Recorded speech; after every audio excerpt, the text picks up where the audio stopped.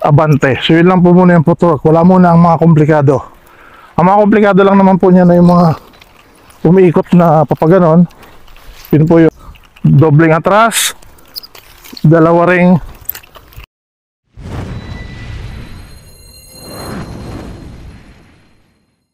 Okay guys, para sa Nunchaku Basic number 5. Sa Basic number 5, popokusan naman natin yung ating footwork. So paano ba gumagalaw ang footwork? Siyempre, palaging straddle stance tayo. Kasi pag naka-normal walking stance ka naman, okay lang naman din siya kung relax pa yung sitwasyon. Kasi ito, ang gagamitin mo dito, yung gravity mo. Mas matangkad ka, mas mataas, mas maganda yung, mas malakas yung strike. Pero, kung ang pag-uusapan naman natin na yung stability, mas maganda tong ganitong stance. Bakit? Kasi pag iginanto mo yung stance mo, yung sinistraddle mo, yung weight mo kumakalat. Plus, mas malaya yung marating mo kaysa dun sa nakaganto ka. Pag gumanto ka kasi, hanggang dyan lang siya. Eto, nakaganito ka, tapos isa pa pala, mas mabilis makareact yung ganito kasi iunat mo na lang yan eh. Iiktad ka na ganun eh. Pag nakaganito ka, makaiktad ka man, ang gagamitin mo lang puwersa, yung lakas nun, no? Yung lakas lang nito, yung gagamitin mo puwersa. Kung nakaganito ka, kung naka normal walking stance ka, ang mga gamit mo lang puwersa, yung lakas lang yan, yung iyong, tawag dito, yung paa mo mismo. Samantalang kung nakaganito ka, lakas ng tuhod yung ginagamit natin. Parang ganun. Lakas ng tuhod plus lakas nung, ito rin, nagsama. So mas mabilis kang makakaiktad, mas mabilis kang makakalapit, mas malayo ang marating mo. So yun po yung stance na gagamitin po natin. Ganyan siya.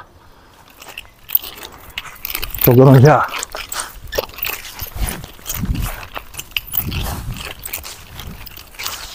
So ganoon.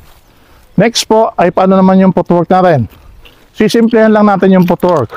Wala muna masyadong footwork na komplikado. So pag atake ka ito, advance 1. Then pag bababa ka naman, babalik ka sa defense position mo. Ito siya. Patras is defense, paabante is atake. So yun lang po muna siya. Atake, depensa. Pwedeng dobling atras, dalawa ring abante. So yun lang po muna yung footwork. Wala muna ang mga komplikado. Ang mga komplikado lang naman po niya na yung mga umiikot na papaganon. Yun po yung medyo mahirap nang execute para sa mga baguhan po. So again po, ito muna tayo. Straddle position, forward, backward, forward, dalawa, backward, dalawa. So yun lang po. Yan din, mas mabilis mo rin malalaro yung mga ano mo, yung iyong weapon. Kasi po ang isa sa nakakatuwa sa Chaco, pagka magaling yung naglalaro, yung paikot niya ang ganda tingnan.